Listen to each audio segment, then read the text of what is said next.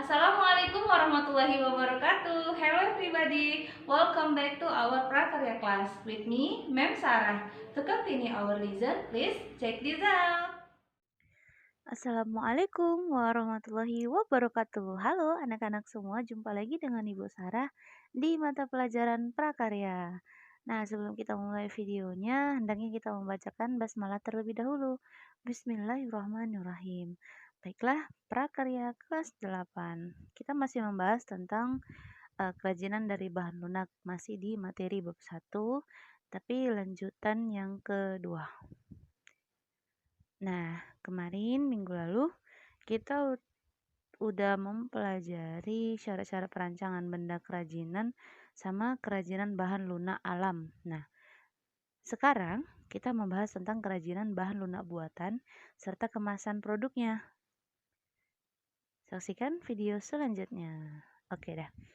Nomor 2, kerajinan bahan lunak buatan. Jadi beragam benda kerajinan dari bahan buatan dapat diciptakan dan dibuat berdasarkan bentuk dan bahan yang digunakan. Nah, bahan-bahan yang digunakan memiliki sifat dan karakteristik yang berbeda-beda. Mari kita pelajari bersama-sama. Yang pertama, kerajinan lilin. Nah, minggu lalu kita udah bahas tentang ciri-cirinya. Jadi, lilin dan parafin itu adalah salah satu bentuk kreativitas dan kesenian yang memanfaatkan lilin sebagai bahan dasarnya. Nih contoh, ini alat dan bahan pembuatannya. Ya, jadi lilin ini kita tahu sumber penerangan di dalam rumah ya, tapi di prakarya ini bisa dijadikan sebuah benda kerajinan. Nah, bahan produksi lilin yang pertama lilin lebah, ada lilin batang, ada parafin, plastisin, sama silikon katalis, lalu tali sumbu atau pewarna. Terus untuk alatnya ada cetakan, ada panci, kompor, sama sendok. Nah, ini produk-produk kerajinan lilin ya. Ada yang menggunakan bahan kombinasi seperti daun pakis yang di ujung atas. Ada yang bentuk-bentuknya itu sangat unik, seperti makanan atau bunga-bunga. Nah, bagaimana prosesnya? Nah, ini prosesnya. Jadi, proses pembuatan kerajinan lilin yang pertama itu kompor dinyalakan, masukkan lilin dan dicairkan. Masukkan tali sumbu agar tali sumbunya itu kaku. Yang kedua, letakkan tali yang tadi di tengah cetakan, tuang lilin cair ke dalam cetakan. Nah, ini cetakannya boleh dibantu pakai kayu ya, atau 2 pengait agar sumbunya tetap tegak. Lalu yang ketiga, buka lilin setelah 15 menit dari cetakan aneka bentuk. Ini kalau misalnya kita pakai bentuk-bentuk bunga. Pakai gelas juga boleh, tergantung cetakannya. Yang kedua adalah kerajinan fiberglass. Nah, fiberglass itu serat gelas berupa kaca cair yang ditarik menjadi serat tipis. Ya, kerajinan yang dibuat dengan menggunakan bahan dasar fiberglass yang telah dicampur dengan resin sebagai penguat, baik itu resin bening ataupun resin yang buram, dan kemudian diolah dan dibuat bentuk 3 dimensi yang memiliki nilai seni indah. Nah, kalau di contoh gambarnya ini pakai resin bening ya, makanya yang benda yang di dalamnya itu nampak. Nah, ini alat dan bahannya. Satu, bahannya resin sama katalis ya, matte fiber, cat akrilik, silikon, dan yang terakhir katalis plastisin. Kalau bahannya, alatnya ya, ada mangkok, sendok, cetakan silikon, sama gunting. Nah, ini produk kerajinan dari fiberglass. Ya, sepertinya kita udah pernah sering lihat ya nak ya. Dan ini kita baru tahu ternyata ini terbuat dari fiberglass. Gitu. Paling banyak itu yang kayak souvenir-souvenir ini ya. Souvenir kerajinan tangan. Oke, selanjutnya prosesnya. Nah, fiberglass itu yang pertama resin sama katalis itu dicampur. Perbandingan itu 20/1. Resinnya 20, katalisnya 1.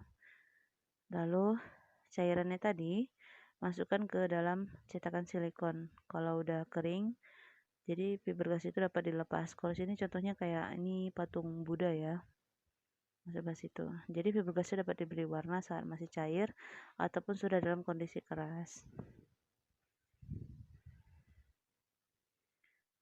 Kita masuk ke 3C, gips ya, kerajinan adonan gips. Terbuat dari bahan gips atau bubuk gips. Jadi merupakan bahan mineral yang tidak larut dalam air dalam waktu yang lama jika sudah menjadi padat. Jadi kalau gips ini banyak diminati orang karena pembuatannya itu terbilang mudah gitu. Namun kita perlu terlebih dahulu membuat cetakannya dulu gitu. Karena kan bahan gips ini merupakan bahan bubuk. Jadi dicairkan dahulu jika mau membentuk seperti yang kita inginkan, harus dibuka cetakan terlebih dahulu. Nah, ini bahan dan alatnya. Bahannya ada gips, bubuk gips tadi, plastisin, sama cat. Alatnya bisa gelas, sendok, sama cetakan plastisin yang tadi. Nah, ini produk kerajinan. Yang kita lihat ini ada seperti yang souvenir, kita juga baru tahu kalau itu terbuat dari gips. Lalu gips itu juga bisa membuat untuk cetakan. Nah, cetakan celengan-celengan itu bisa dibuat jadi gips juga. Jadi gips bukan hanya berbentuk kerajinan, tapi dia juga bisa membuat cetakan kerajinan itu ya. Nah, ini yang keempat, proses pembuatan kerajinan gips. Yang pertama itu, gips itu diaduk sama air sampai kental. Setelah kental, dimasukkan ke dalam cetakan. Ya, 15 menit kita tunggu sampai kering. Cetakan kita buka. Nah, baru kita jemur gips tadi agar kering sempurna. Ini contohnya celengan ya, gips diamplas lalu diwarnai. Banyak kita lihat gips ini di daerah perbatasan mau keluar Medan ke Brastagi. Nah, itu kanan kiri banyak yang jual-jual celengan yang terbuat dari gips. Oke, kita masuk ke kerajinan sabun. Nah, sabun, siapa yang nggak kenal sabun? Sabun merupakan bahan lunak buatan yang dihasilkan dari zat kimia tertentu. Kan kita kan gunakan sehari-hari sebagai bahan untuk membersihkan diri pada saat mandi. Jadi kerajinan dari sabun termasuk karya seni yang praktis dan mudah untuk dibuat karena hanya menggunakan bahan baku sabun batangan ataupun sabun cair. Nah, ini contohnya ya, bahan dan alatnya. Terdiri dari sabun batang atau sabun yang batangan yang udah dicairkan. Lalu alat pembuatan kerajinan itu ya ada cukil. Kalau kita mau mencukil-cukil, ada pensil untuk membuat pola, dan ada cetakan kalau memang kita pakai cetakan. Produk kerajinan sabun, ya beberapa diantaranya ada yang berbentuk boneka, beruang, kelinci, ini dipahat. Sama juga yang kayak seperti ikan ini. Lalu yang bunga ini adalah sabun yang dilembekkan, jadi baru dibentuk seperti kelopak-kelopak bunga. Kalau yang paling ujung atas gambar nanas itu pakai cetakan. Nah, prosesnya ini ada yang pertama itu teknik ukir atau cukil ya. Kalau nggak ada cetakan ya diukir gitu. Kalau ada cetakan dapat dibuat dengan teknik cor. Nah, jadi sabun itu sketsa dulu, baru dicukil bagian atas, dari tekstur pada bagian dasar dengan mata yang dicukil yang berbeda, lalu sabun hias udah jadi. Nah, ini yang paling simpelnya. Yang di sebelah kanan ini juga ada prosesnya, bisa diukir atau cukil. Yang di sebelah ini pakai cetakan, jadi sabunnya dipotong-potong, dipanasin sampai meleleh, baru dituang ke cetakan, itu bisa juga. Kita masuk ke polymer clay ya. Polymer clay atau plastisin. Ya. Jadi kalau di Amerika ini jenis bahan ini sangat populer. Nah, semacam adonan yang udah dicampur sama bahan tertentu sehingga mirip menjadi adonan kue. Nah, ini kan kerajinan tangan ini mudah dibentuk menjadi boneka lucu, bunga, sama hiasan gitu ya kan. Nah, ya jadi polymer clay ini semacam adonan yang udah dicampur dengan bahan tertentu jadi mirip adonan kue. Oke. Selanjutnya ini bahan dan alatnya. Kalau kita mau buat kerajinan dari plastisin, Bahannya sini ada polymer clay, kotak serbaguna yang akan dihias. Ini pakai kotak serbaguna. Kalau nggak aneka kelengkapan aksesoris ini opsional ya nak ya. Lalu yang kedua alatnya ya alat cuki, alat cetak, alat untuk menyukil-nyukil sabun tadi juga bisa dipakai, atau alat potong. Baru yang B ini kayak cetakannya, alat cetaknya. Nah ini produk-produknya bisa kita lihat sangat beraneka ragam, bisa dibuat jadi gelang dan yang lain-lainnya. Toples juga bisa dihias di toples. Oke, jadi prosesnya itu polymer clay dibentuk pakai tangan, pakai kombinasi bentuk. Lalu kalau ini buat manik-manik ya contohnya, jadi satu manik-manik diberi lubang dengan kawat. Nah kalau polymer clay ini ada tahap yang namanya pemanggangan ya, jadi kita panggang di atas oven untuk jenis polymer clay yang dipanaskan. Jadi yang gambar terakhir ini udah selesai nih, jadi gelang atau kalung sesuai selera. Nah ini kita udah selesai tentang kerajinan bahan lunak yang buatan. Kita masuk pembahasan terakhir ini dari bab ini, yaitu kemasan produk kerajinan bahan lunak. Jadi kemasan dapat diartikan sebagai wadah atau pembungkus yang berguna mencegah atau mengurangi terjadinya kerusakan-kerusakan pada bahan yang dikemas atau yang dibungkusnya itu. Nah ini ada 3 yang fungsinya. Jadi produk yang dikemas biasanya itu lebih bersih, lebih menarik dan tahan terhadap kerusakan. Yang kedua, kemasan itu menarik, jadi dapat memikat dan menarik perhatian konsumen. Otomatis menambah daya tarik produk kan.